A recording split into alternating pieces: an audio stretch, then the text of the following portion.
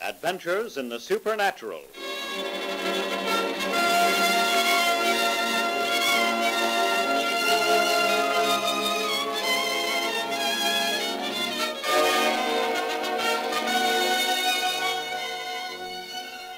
The XYZ Company brings you a new series of programs, a series which we believe is just a bit different from anything you have ever heard over your radio. A scientific investigation of supernatural phenomena, adventures into that shadowy realm which lies beyond the horizon of proven knowledge. Conducting this series of investigations and acting as commentator is the eminent psychologist, Dr. Lionel Hirsch. I present him now, Dr. Hirsch.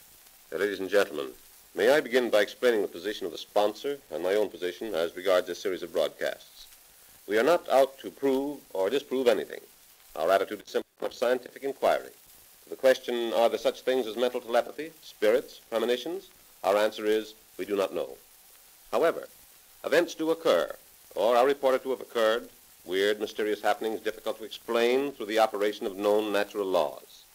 In this series of programs, we plan to give you in dramatic form the story of some of these happenings, instances which have been reported to and investigated by established scientific organizations.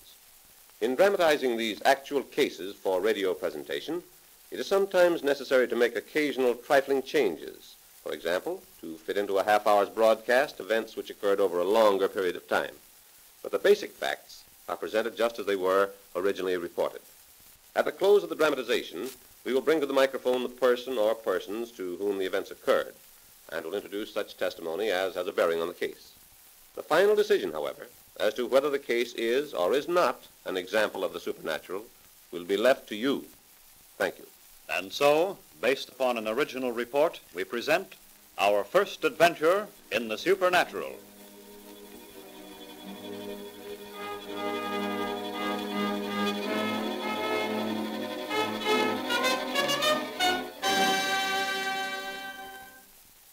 Our story begins in the library of an English country house. It is a pleasant room which looks out through a glass-paneled door onto the garden and a green velvety expanse of lawn, invisible now in the blackness of a hot, sultry August night. A night so black that the darkness seems to press like a tangible thing against the window panes. At a bridge table are the Major, his wife, his daughter, and son. Somewhere in the house, a clock strikes 11.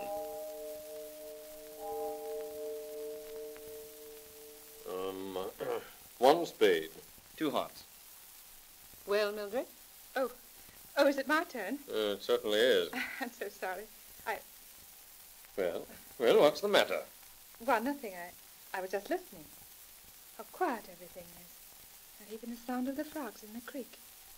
It's as if the whole world had suddenly stopped and was waiting for something. Are you going to finish this rubber? Oh, yes, of course. I said a spade. You should keep your mind on the game. And I said 2 hearts. You know, that is queer. What's queer? About the frogs. Ordinarily, they'd be croaking like good fellows. Have you noticed there aren't any beetles this evening, are there? Beetles? Bumbling against the windows.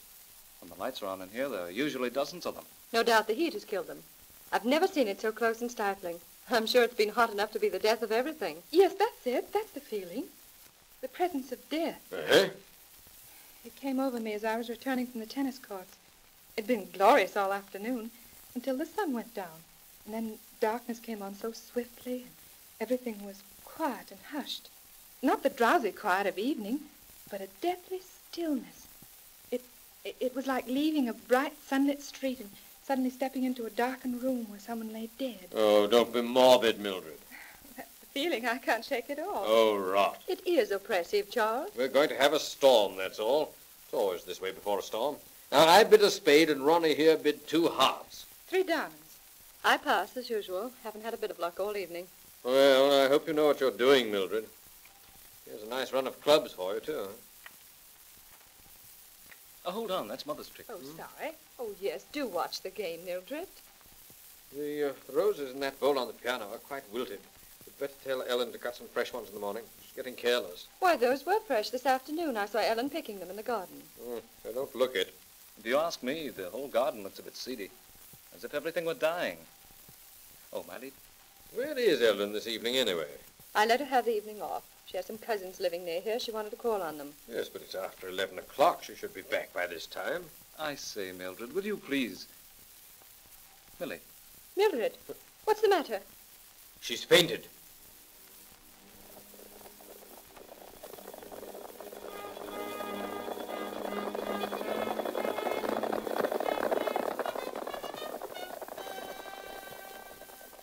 Mildred, darling. Here, take a swallow of water.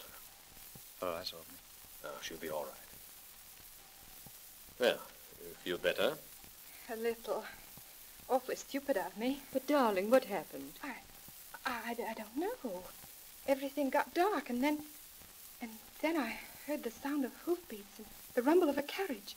It kept coming closer and closer, and finally it swept past me.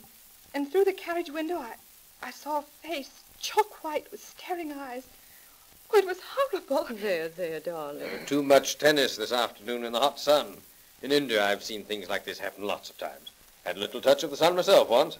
Fancied I saw all sorts of weird things. One gets over it quickly now. There's nothing to worry about. You feel better now, don't you? Yes, quite all right. Only it did seem so real. You'd better run along to your room and get some rest anyway. And tomorrow we'll call in Dr. Thornton. Oh, I'll be all right by tomorrow. Good night. Good night. Good dear. night. Good night. And no more tennis for a few days, eh? Do hope there's nothing really wrong. Oh, I don't see that there's anything to be alarmed about. Mildred's always been a normal, healthy girl. Maybe we'd better go back to town. But let's wait and see what Dr. Thornton says, eh? It's odd, though, it should happen tonight. What with all the other queer things. The frogs and beetles, the flowers suddenly wilting. Oh, I say, don't be a blithering idiot. Listen. Is that you, Ellen? Ellen? Yes, Mum. Oh, I just wanted to make sure it was you. Yes, Mum, it's me. I'm sorry I'm so late getting back. We had an accident almost. An accident? Yes, sir. Jerry, that's my cousin, was driving me back in the motor. He chauffeurs for the Colberts, you know. And we was going along, taking it easy-like and talking over old times, and then we hears the sound of horses and a coach coming up behind us. A coach? Yes, sir, a carriage. Traveling fast it was, too. It was on us almost before we knew it. Jerry just had time to pull to one side. You mean a coach almost ran into your motor? Yes, sir. Oh, why? Wait a moment. What kind of a coach was it, Ellen? But I don't know, Mum. I didn't see it. Didn't see it? No, sir. What with it being excited like, it passed us and went tearing down the road The without... coach almost ran into you, past you, and you didn't see it? No, sir. All we heard was the sound. And that's the truth, sir. If you don't believe me, you can ask my cousin. But I've never lied to you in my life, and I'm not lying now. It's the truth, so help me. We know you're not lying, Ellen. But what you heard was probably the wind. There hasn't been a breath of air stirring since sundown. It wasn't the wind. It was something terrible. Terrible. Oh, now, Ellen, I'm sure it wasn't anything terrible. And anyway, it's all over now. There's nothing to cry about. You come along with me. Yes. Well, how do you explain that? I don't think Ellen was playing tennis in the sun this afternoon. Oh, a lot of nonsense. That's not an explanation. Well, there isn't any explanation, except that she imagined it. A coach. Nobody rides in coaches anymore. She'd have been just as reasonable if she said she'd encountered a knight in armor. And I suppose the fact that Mildred spoke of a coach when she fainted... What are you was just- driving at? I'm going to bed, sitting around here talking a lot of nonsense. Hello, thunder. Told you it was going to storm. Think I'll go out and have a look at the weather. I say, Ronald, come out here. Yes? What is it? You know, I believe that is a coach. Who in the name of common sense would be driving a coach around the country at this time of night? Listen. Sounds as if it's coming this way, too. No question about it. It is coming this way. It must be at the turn in the road. By Jove, then it's coming here. There aren't any other houses this side of the turn. Must be driving without lights. I can't see a thing. I can. There. Oh, right. And they're turning in. Great Scott, they're running right over the lawn and through the garden. They'll ruin it. Here, I say, hold on there. Good Lord, they're headed directly for the creek. They'll never see it without lights. They'll go over the bank. Stop! Stop, there's a creek down there with a steep bank. They can't stop at that clip. They'll go over the bank even if they do see it. Go in the house and get a lantern. Hurry. Charles, what is it? Carriage. Turned off the road and headed for the creek. Slashed right across the lawn and the garden. Well, the horses must have run away. There's probably no one in the carriage. There were two men on the driver's seat. I saw that much. What happened? I thought I heard... Nothing's happened. Go back to your room. Just a carriage that got off the road, dear. A carriage? Yes, they must have lost their way. And very old carriage with a faded crest on it and two coachmen in livery. Eh? You saw it? No, but I knew it would come. Here's the lantern. I had a time finding it. Now be careful, Charles. You don't know what I'll be careful. Take Mildred inside. Give me the lantern, Ron. Come along.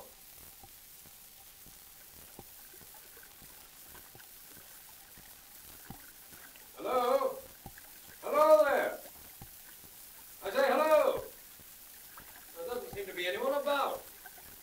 Oh, here they are, over here. Huh? They pulled up and swung around just in time, too.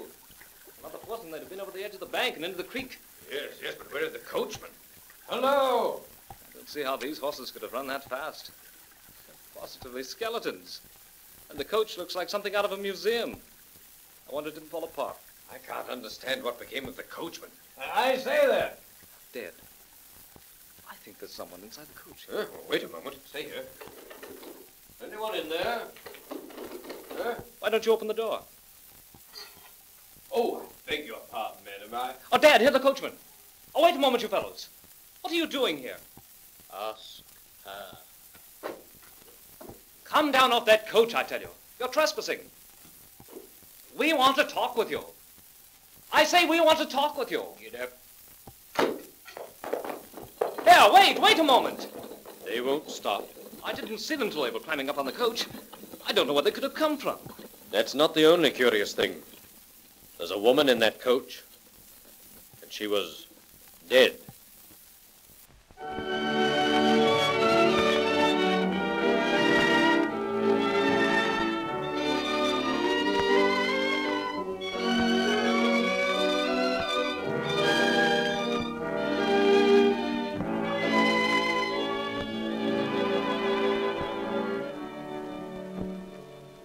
Again, the scene is the library, the time the following morning. The garden doors are open and sunlight streams into the room.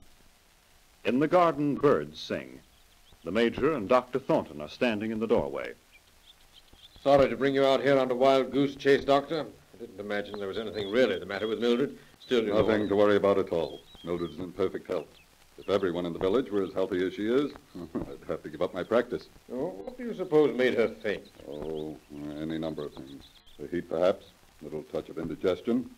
She's never been subject to fainting spells, has she? No. Some little temporary condition, that's all.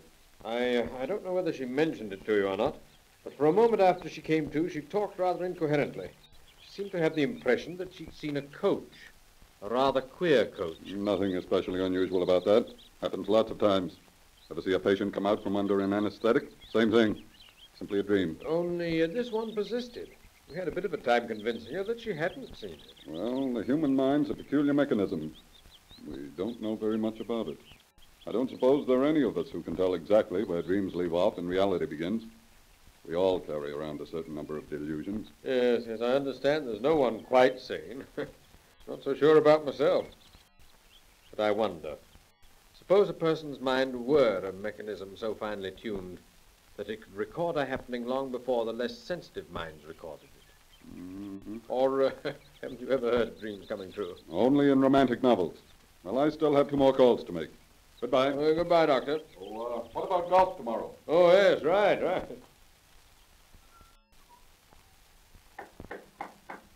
Come in.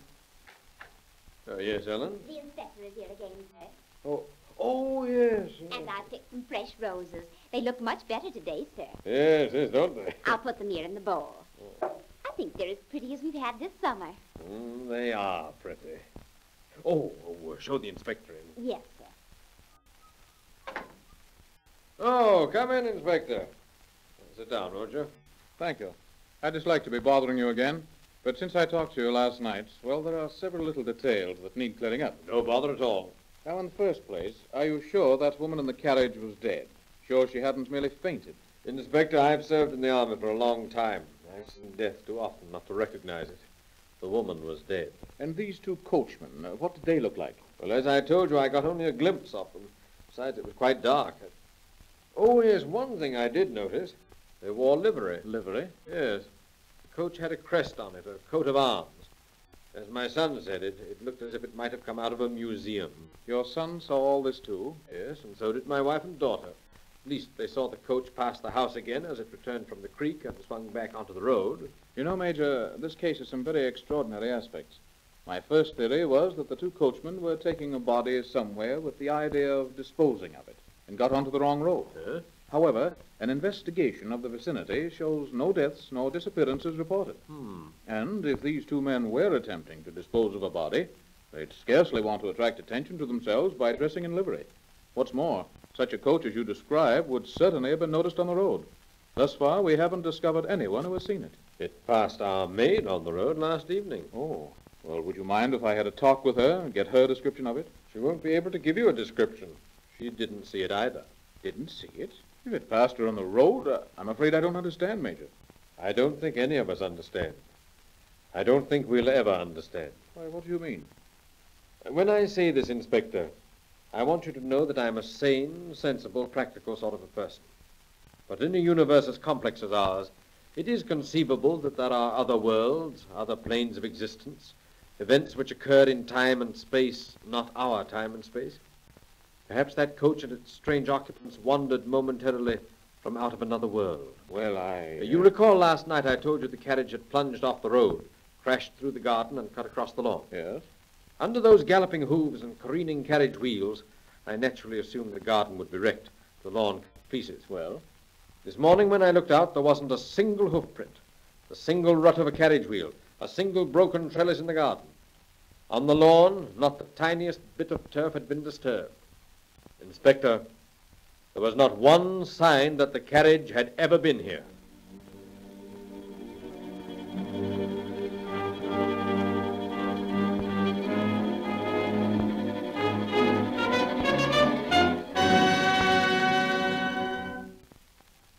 And now, ladies and gentlemen, I am turning the microphone over to Dr. Hirsch for his comments on the story you have just heard. Thank you. This dramatization was based upon an actual report given to the British Society for Psychical Research by Major Charles Gordon Beck. A mysterious coach carrying a dead woman, crashing across a lawn, yet leaving no marks, then disappearing into the night. And mind you, 4 sane people believe they saw it. What is the explanation? Now, from a scientific standpoint, we cannot begin our investigation with the assumption that the report is true. Neither can we take the opposite assumption, that it is false. In drawing our conclusions in this respect, there are several points to be considered. First, the character of the recipient, that is, the person who claims to have perceived or witnessed the phenomenon. We have to decide, by whatever ability we have in judging a man's character, whether he is truthful or not. Before we decide he is not telling the truth, we should find some inconsistencies in his story, or at least some motive or reason for his telling a falsehood. But if we fail to find these, we do not yet have to assume that his story is true. The man might be telling an untruth and yet be perfectly honest. He may be an imaginative type, capable of conjuring up in his mind all manners of weird experiences and actually believing them. Or he might have had an hallucination. Once again, we have to judge a man and decide whether he is an imaginative type, the kind of person who would dream dreams and see visions. If we decide that he is telling the truth, that he actually saw what he claims to have seen, there is still the possibility that he is a victim of a hoax, a practical joke. So, before we arrive at any conclusion at all, we should look for natural causes to explain the affair rather than supernatural. Now, I'm going to let you make your own decisions on all of these points. I'm bringing to the microphone for an interview the man who saw the coach and its occupant and who made the report to the British Society, Major Charles Gordon Beck. Major Gordon Beck, was the dramatization you heard just now an accurate representation of what happened? Yes, as far as the facts are concerned. Of course, the words which your characters used were not precisely our words. Of course. But the story we presented was just as it actually happened. Yes, yes. How long ago did this happen? Let me see. About 11 years ago, last August. Mm-hmm. Where did it happen? In Devonshire, England, where I was living. Did the house you lived in have the reputation of being, haunted? No, not that I heard of. In your experience, had anything strange ever happened there before? No, Or after this curious affair? never. You are an Army officer, are you not? I was. I'm retired now. In your own personal experience, not only in your home in Devonshire, but anywhere, anytime, has any other occurrence like this ever happened to you? Have you ever experienced hallucinations? No, nothing like that. Do you believe in supernatural phenomena? Well, no, I can't say that I do. I've always considered myself a practical man. Yes. Now, understand, Major, we're not trying to trip you up, but simply attempting to find some sort of logical explanation. How do you know you didn't imagine the whole thing? Well, if I'd been the only one to have seen it, I think I would have doubted my own sanity. But my son accompanied me down to the creek, and my wife and daughter saw the coach pass the house. I don't think we all could have imagined it. Well, how do you know it wasn't a practical joke that someone was playing on you? Well, that wouldn't explain the absence of wheel marks on the lawn and in the garden. All right. Then let's take another assumption. Let's assume there's a family living in the country, getting a bit bored with life, and they make up a story just to amaze the neighbors. Remember, I'm not saying you did make up the story, of course. I'm asking if that isn't a logical explanation. Yes, perhaps it is. But they'd have to be very silly people, and they'd probably gain a reputation of being unmitigated liars. And in such a case, I don't think they'd take chances of running afoul of the law by leading the police on a wild goose chase. Of course, they might try to amaze their neighbors. But no, I don't think they'd try to amaze the police. Well, how long after this happened did you notify the police? Immediately, the same evening. Did you tell anyone else about it? Not at the time. You see, at first I was mainly concerned with the fact that the woman in the coach was dead. Yes. I didn't realize how unearthly the affair was until the next morning, until I saw there were no marks on the lawn.